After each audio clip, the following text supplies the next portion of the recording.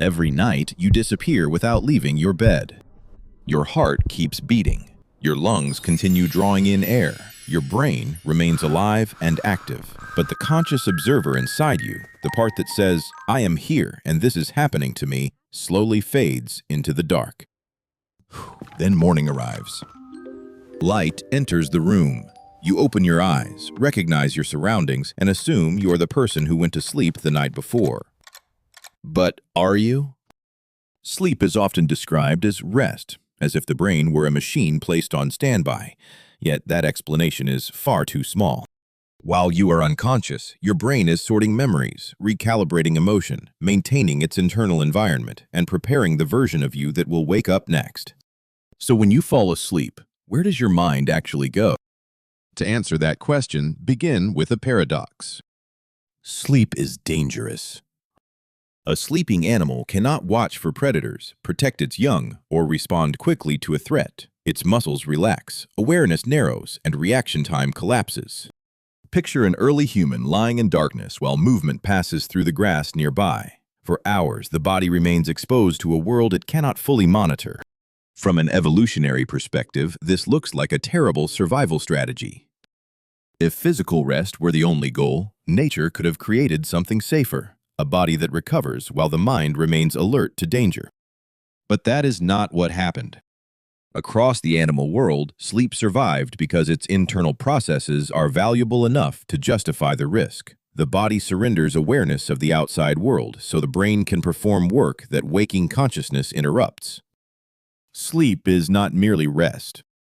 It is a mandatory biological trade-off. And the first clue lies in the fact that sleep is not one continuous state. During a typical night, your brain moves through repeating cycles of non-rapid eye movement sleep, called NREM, and rapid eye movement sleep, called REM. As you drift off, breathing slows, heart rate settles, and body temperature drops. Brain activity becomes slower and more synchronized, as if millions of neurons are falling into a deeper rhythm. As NREM sleep deepens, the body shifts toward restoration. Immune function and tissue repair are supported, while the demands to react to the outside world becomes quieter. If sleep ended there, the story would be simple. But then the brain changes modes. You enter REM sleep. Your eyes begin darting rapidly beneath closed eyelids. Activity in several brain regions becomes intense and complex. Vivid dreams become more likely. Inside the darkness of your skull, the brain begins constructing an inner reality. And at the exact moment that internal world becomes most active, your brain suppresses most voluntary muscle movement. This temporary paralysis is called REM atonia. Think of it as a firewall between the dream world and the bedroom. If you dream that you are running, fighting, climbing, or falling, your body usually does not perform those actions in bed. The experience unfolds internally while the muscles remain largely still. Sometimes, however, the timing becomes briefly misaligned. Your awareness returns before normal muscle control does. You can see the room. You may hear sounds or feel pressure on your chest. You know you are awake, but you cannot move. This is sleep paralysis. For centuries, people explained it through folklore. They described shadow figures, spirits, or something sitting on the sleeper's body. But neuroscience offers a less supernatural and, in some ways, more unsettling explanation. Part of your brain has awakened, while another part is still following the rules of REM sleep. Your mind is back. Your body has not received the message yet. But if the brain is active enough to generate a convincing dream world and powerful enough to immobilize the body, what is it doing with all that energy? One of its largest tasks is memory management. From the moment you wake up, your nervous system is flooded with faces, voices, notifications, emotions, new facts, mistakes, and details you never consciously decide to remember.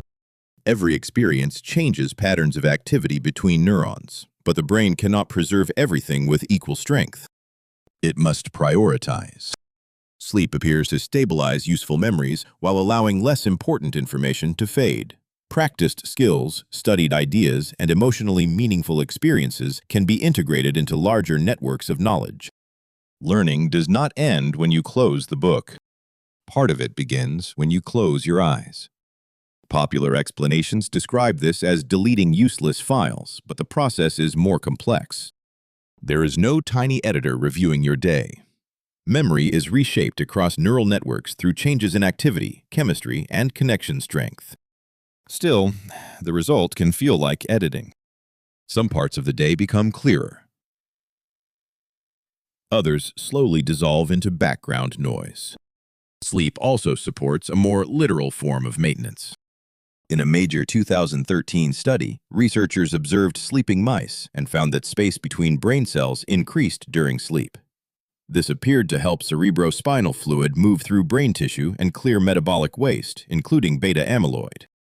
The finding helped draw attention to what is now called the glymphatic system, a waste clearance pathway involving fluid movement around the brain. The measurement came from mice, so it should not be presented as an identical change in every human brain. Researchers are still studying how this process works in people. But the larger message remains powerful. Sleep is not when the brain abandons itself. It is when the brain creates the conditions for maintenance. While your conscious mind is absent, the biological infrastructure supporting that consciousness is being serviced in the dark. And this leads directly to dreams. Dreams are a strange demonstration of what the brain can do without the outside world. With your eyes closed and body still, the brain can generate rooms, faces, landscapes, danger, and emotion. It builds a world from fragments of memory and makes it feel real. For a few minutes, the brain becomes both the theater and the audience. And while the story is unfolding, you rarely stop to ask who built the stage. Dreams have been called prophecies, hidden wishes, random noise, and windows into the unconscious. Modern science has not reduced them to one explanation. Dreaming may reflect several overlapping processes rather than one purpose, but one strong possibility is that dreams emerge while the brain combines memory fragments, recent experiences, older knowledge, and unresolved emotion. That is why dreams can feel familiar and impossible at the same time. A childhood home appears in a city you visited last month. A fear becomes a hallway with no exit. A desire becomes a train you can never reach. The story may be absurd. The emotion is often precise.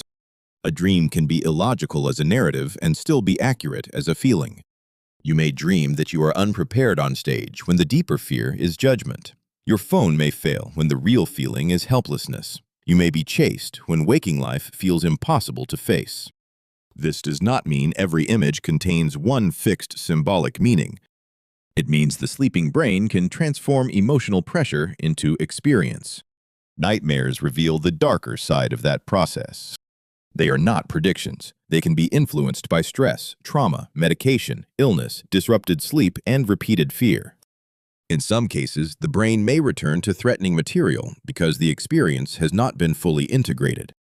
People sometimes describe REM sleep as overnight therapy. Evidence links it to emotional memory processing, and researchers have proposed that the brain revisits emotional experiences under different neurochemical conditions. But sleep does not automatically heal every wound. Some memories remain painful. Trauma can repeatedly disturb sleep. Nightmares can become chronic. And when they do, they may require support rather than another inspirational quote about getting 8 hours. Still, many people recognize a gentler version of this effect. A problem that felt unbearable at midnight can feel more manageable in the morning. The facts have not changed. The argument still happened. The loss is still real. But your relationship to it may have shifted. Before we go deeper, think about your own nights. When your sleep becomes disturbed, what appears first? Racing thoughts, vivid dreams, sleep paralysis, or waking at the same hour again and again? Leave the one you experience most in the comments. Your answer may reveal which part of the night your mind is struggling to complete. Now consider one of the most common sources of sleep anxiety, waking at 2 or 3 in the morning. Modern culture teaches us that healthy sleep should be one perfect, uninterrupted block. You close your eyes, disappear for 8 hours, and wake only when the alarm rings. Anything else feels like failure. History complicates that picture. Historian Roger Eckert documented references to first sleep and second sleep in pre-industrial Europe.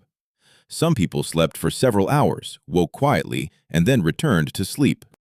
They prayed, talked, read by candlelight, reflected, or waited in the dark until sleep returned. This does not prove every society followed the same pattern. Historical sleep was shaped by culture, season, safety, work, age, and environment. But it does reveal something important. Waking during the night is not automatically evidence that your brain is broken. The real problem often begins with the meaning you assign to the awakening. You open your eyes, you check the time, you calculate how many hours remain. Then, you imagine tomorrow collapsing before it has even begun.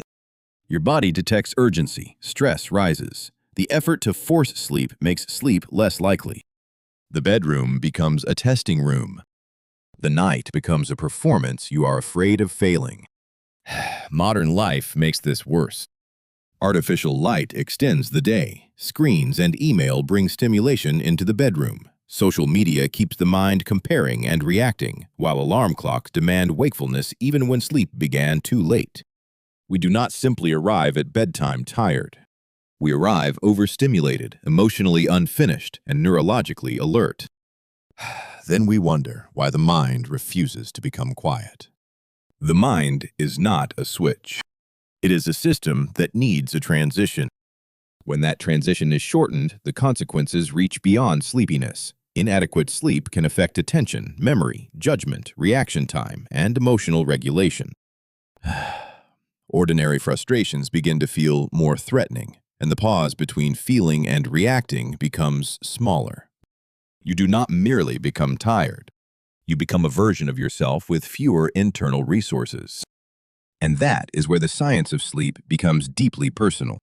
Every day, you collect more than information. You collect emotional weight, a dismissive look, a difficult conversation, a moment of embarrassment, a sentence you wish you had answered differently, or a fear that follows you from room to room. Sleep does not erase these experiences, but it may change how they are connected to the rest of your mental life. Memories can be reorganized, new learning can be integrated with older knowledge, emotional intensity may shift. A solution can appear after the conscious mind finally stops forcing one. This is why sleep can change perspective without changing reality. You wake up to the same life, but not in exactly the same brain state. So where do you go when you sleep? You do not travel to another dimension. You go inward. You enter biological states in which awareness changes, memories are reshaped, emotions are recalibrated, the body is restored, and the brain maintains the conditions that make waking consciousness possible. The conscious narrator inside you becomes quiet. The deeper systems continue working beneath the surface. They do not decide which version of you deserves to exist. They do not judge your memories or design your personality. Through automatic processes, they influence what you remember, how strongly you feel it, and how prepared you are for the next day. The person who wakes in the morning is continuous with the person who fell asleep, but not perfectly unchanged. Some neural connections have strengthened, others weakened, hormones have shifted, and emotional reactions may have softened or intensified. The brain has passed through cycles of deep synchronization and vivid internal activity. You have not returned from another world.